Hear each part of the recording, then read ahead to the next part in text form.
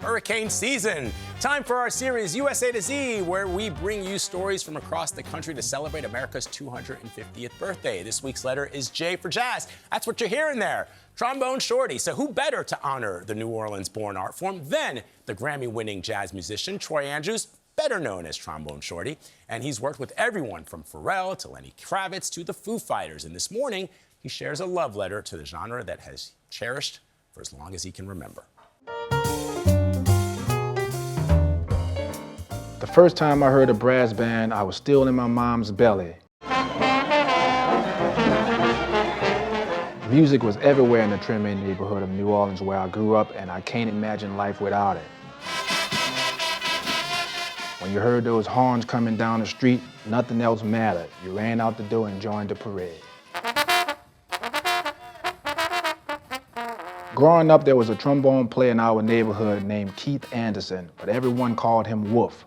He had so much soul that he couldn't stand still. Every note out of his horn was accompanied by a physical movement that was so entertaining, so captivating that you couldn't take your eyes off him. I always knew that was the kind of artist I wanted to be.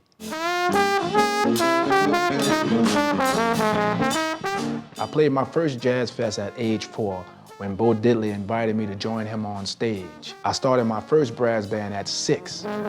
Since then, the music I soaked up in the streets of New Orleans has taken me everywhere from the Grammy Awards to the White House.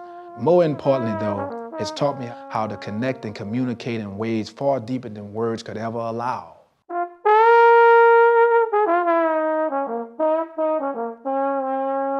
Jazz is built on improvisation, on freedom, which is ironic considering it was born out of the rhythms of the enslaved and popularized by African Americans living through segregation and Jim Crow. In a world of violent and oppressive discrimination, performing this music was the closest thing to freedom that many black people ever knew. It was an aspirational reach for the liberty and justice that had been denied for so long.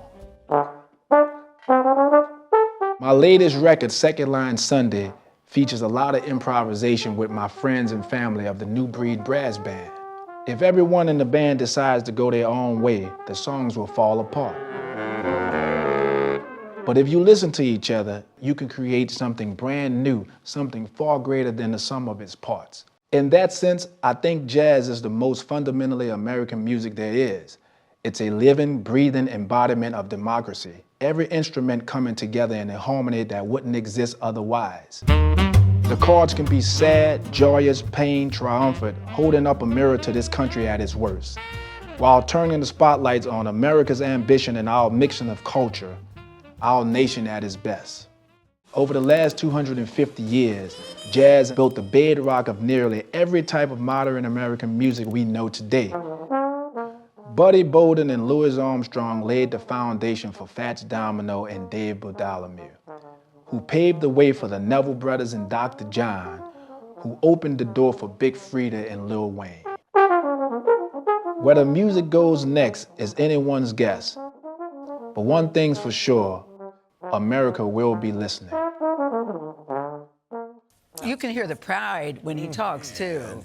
I mean, jazz as the ultimate American art form, the ultimate American invention that has been exported around the world. I mean, that was a beautiful tribute to Yeah, I really enjoy these A to Z pieces that we're doing. And shout out to you, Sammy Rappaport. I remember when Sammy started here, Samantha. Yes. Because she produced that piece, Go You, it was great.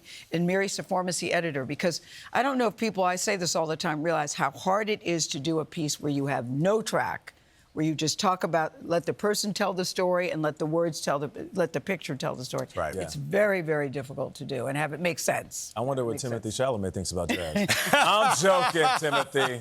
Come on the show and let's talk about it. He could never step to Coltrane, and Louis, or any of those. All right. Is that how you're trying to get him here? Yeah, come on the show. You know we love you, bro.